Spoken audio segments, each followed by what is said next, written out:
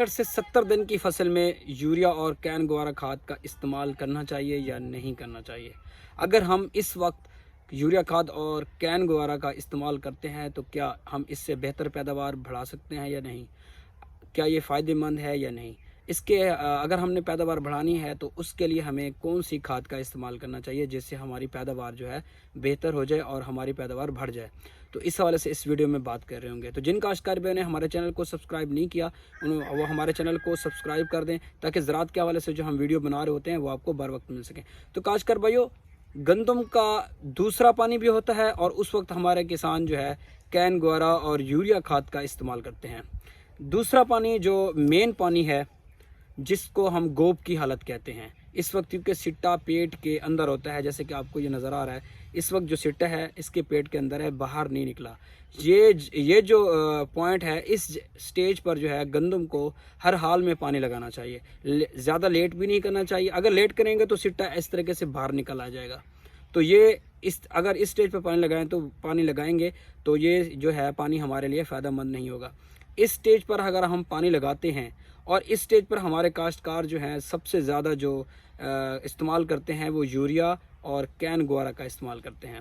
इस वक्त हमें यूरिया और कैन ग्वारा का इस्तेमाल नहीं करना चाहिए। अब सोच रहे होंगे क्यों नहीं करना चाहिए? क्योंकि जब हम यूरिया और कैन ग्वारा का इस्तेमाल करेंगे, हमने यूरिया और कैन ग्वारा हमें 60 दिन की फसल तक मुकम्मल कर लेना चाहिए। इसके बाद हमें यूरिया की ज़रूरत नहीं है फसल को। इसके बाद अगर हमने इस्तेमाल करना है तो वो क्या इस्तेमाल करना है? क्योंकि आपको पता है कि फरवरी का महीना जो है वो जिन्होंने नवंबर में काश्त की थी, फरवरी में उनकी फसल जो है 60 से 70 दिन की हो चुकी है, 60 दिन से क्रॉस हो चुकी है, इस स्टेज पर पहुंच चुकी है। इस स्टेज पर हमने यूरिया खाद नहीं इस्तेमाल करनी बल्कि हमने पोटाश खाद का इस्तेमाल करना है जिससे हमारी पैदावार बढ़ जाए। और इस वक्त हमने पानी की कमी भी नहीं आने देनी। अगर हम इस स्टेज पर पानी की कमी देते हैं तो हमारा सिट्टा जो है वो कमज़ोर निकलेगा, छोटा साइज़ का होगा, जिसमें दानों की तादाद बहुत कम पन पाएगी, जिससे हम अपनी पैदावार नहीं बढ़ा सकते।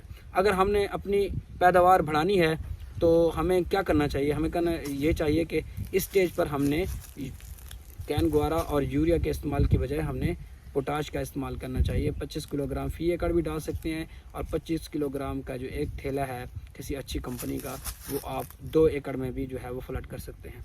ये बेहतरीन टाइम है जिससे आप अपनी पैदावार को बढ़ा सकते हैं। इस स्टेज के बाद जो हमारा मेन मरहला आता है, इस स्टेज के बाद वो होता है पोलिनेशन का।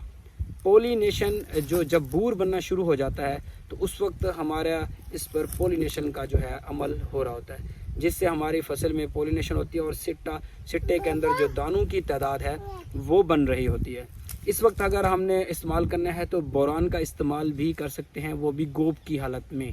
जिस स्टेज पर हमने गोब हो, सिट्टा बाहर ना निकला हो, उस वक्त हमने बोरान का इस्तेमाल भी कर सकते हैं, अमाइनो एसिड का स्प्रे भी कर सकते हैं, ताकि बोरान के इस्तेमाल से हमारी जो फसल की पोलिनेशन है वो ठीक तरीके से हो जाएगी, तो हमारी जो पैदावार है वो बढ़ जाएगी और उसके जो दानों की तादाद है वो भी बढ़ जाएगी और दाने जो हैं खाली जो है नहीं निकलेंगे। तो आज की इतनी सी ही मालूमात थी, आप दोस्तों से शेयर की। अगर आपको ये वीडियो अच्छी लगे तो दोस्तों को ज़रूर शेयर करें और लाइक ज़रूर कर दें।